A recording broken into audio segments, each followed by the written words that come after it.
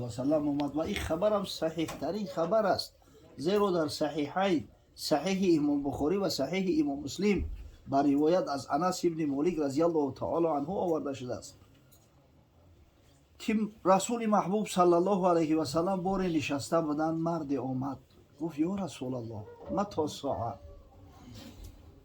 ای متى تقوم الساعه، ای حبیب خدا گفت قیامت کی قایم می شود؟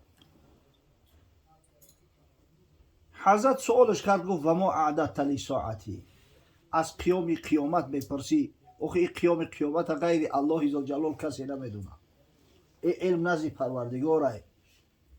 قل انما العلم عند الله، بگو که خداوند میگه که ای حبیب من بگو این مردم که علم قیامت فقط نزد پروردگار ده، من یک بشیر و نذیر بیش نیستم، علم قیامت هم نمیدونم.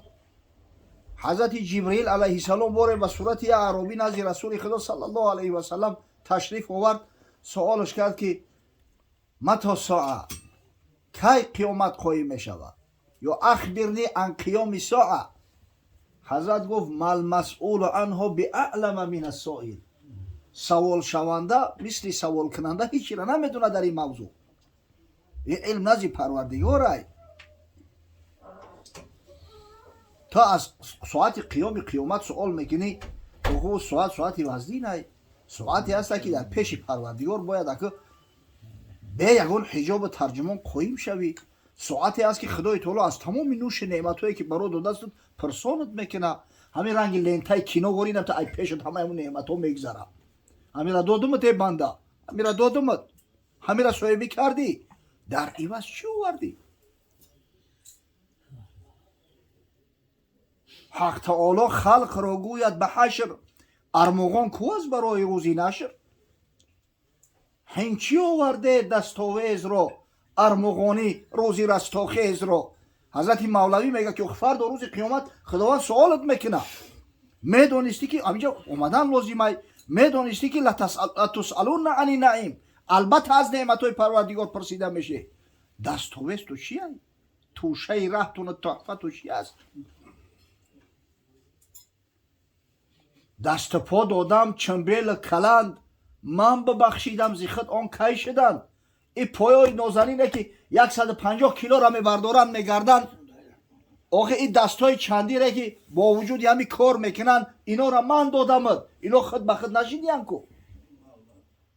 یک پراتزه که هیچ کار ایو نمیویا، بیچاره مردم منتظر میشون، زکسش میکنن، دختری با خیلی چیره دستی در کار که او را خشرو بچسبونه که ای او پراتزش حاصل نیسته. و همه هم نعمتو را پروردگار داده است، همه ای را از شما پرسان میکنه کو. چشم و گوش و هوش و گوهرهای عرش خرج کردی، چی خریدی تو زی فرش؟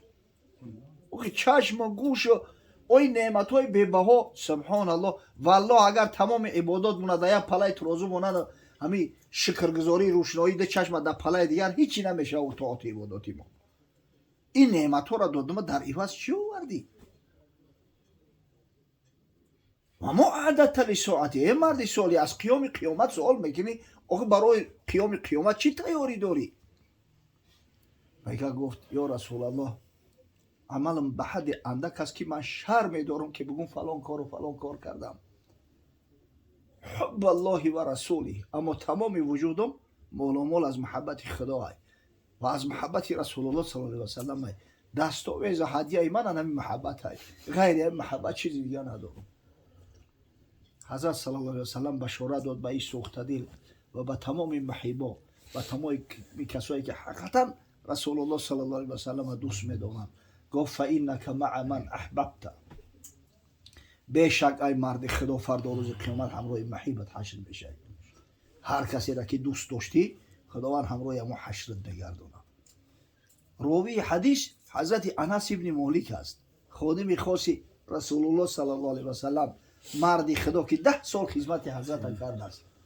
ایام زمانی وارد شدن حضرت به مدینه منوره تا زمان هجرت حضرت به عالم باقی همراهش بوده، در خدمتش بوده.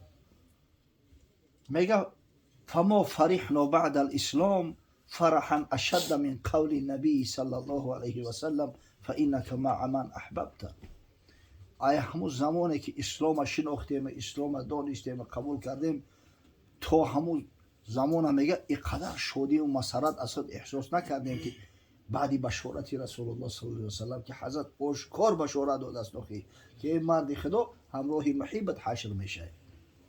حضرت میگه فانا احب الله و رسوله و ابا بکر و عمر، زیرا من الله دوست می‌دارم، من رسول الله صلی الله علیه و سلم دوست می‌دارم، من ابوبکر صدیق دوست می‌دارم، عمر فاروق دوست می‌دارم و ارجو ان اکون معهم و این لم اعمل باعمالهم.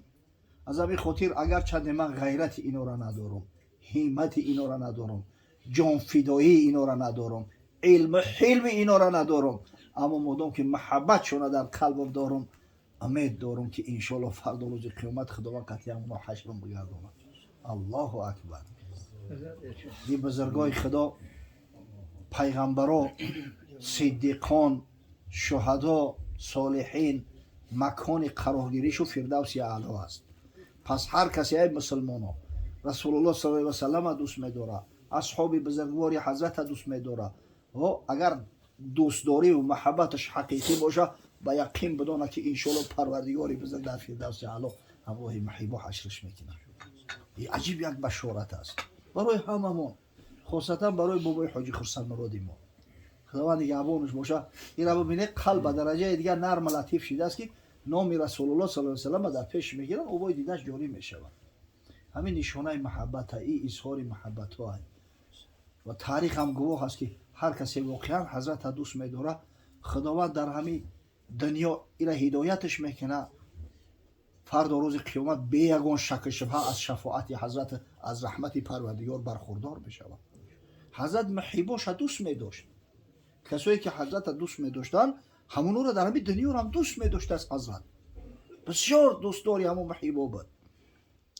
حتی بعضی حالت‌های میشید که بعضی از اصحاب بزرگوار که حضرت دوستشون می‌داشت یک کم و کاستی‌های می‌کردن، کمبودی‌های می‌کردن، هر که انسان به کم و کاستی نمی‌شود. خداوند پیغمبران را از این نقصان و عیب و کمبودی‌ها حفظ می‌کنه. دیگه همه مقصد بشر هستند، امکان نداره که سهو و خطا نکنند، اما حضرت چشم می‌پوشید به خاطر همون محبتشون، به خاطر همون خدمت‌هایی که در دین دارند. تاریخ گواه است یکی از صحابه‌های بزرگوار حضرت صلی الله علیه و سلم که مهاجر بود، مردم مکه بود، حاطب ابن ابی بلتعه رضی الله تعالی عنه همراه حضرت هجرت کرد. همه مال و حالش پرتافت، نتونست این حضرت که زن و فرزند و کودکاش قدش بگیره مدینه بیاره. همین 8 سال خودش در مدینه منوره زندگی میکرد، فرزندش در مکه مکرمه بودند. سال فتح مکه، سال 8 هجری، حضرت بعد از اون که مشرکای قریش نقض قرارداد کردند، قرارداد حدیبیه را، شرطنامه حدیبیه را ویران کردن و خیانت کردن، حضرت لشکر کشی کرد به خاطر فتح مکه. همین و بسیار تاکید اندر تاکید فرمید که ها زینهار کسی خبر نشوه.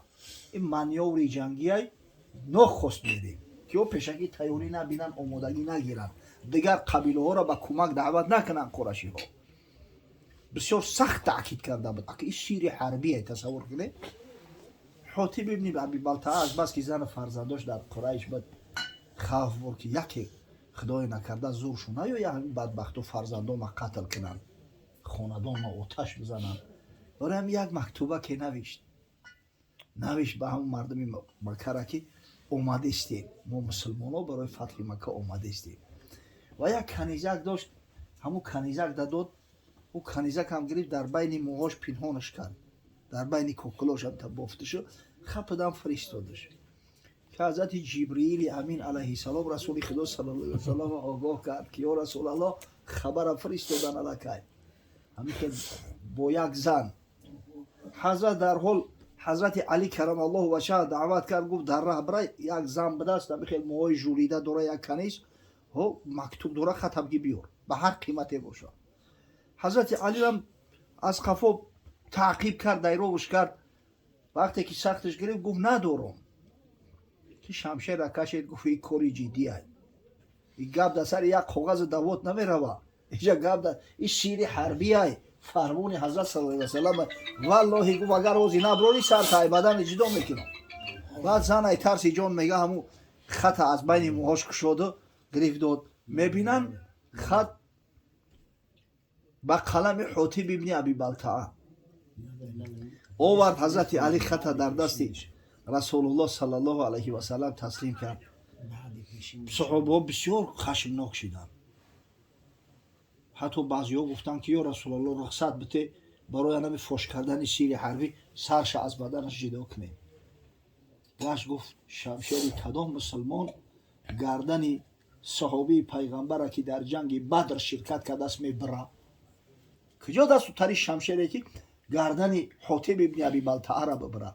این شما میدونه که این آدم محب خدا و پیغمبر ای در جنگ بدر در پهلوی من بود. با گفتن همیرا میبخشی با جنایتی کردگیشا. گفت خداوند مرا آگاهم کرد. این عقد انشالله سیر فوش نشید از من را بخشیدم. به خاطر همون محبتش بخشیدم. به خاطر خدمت‌های شایسته ای که در دین مبین اسلام کرده است به خاطر محمد کرده است بخشیدمش.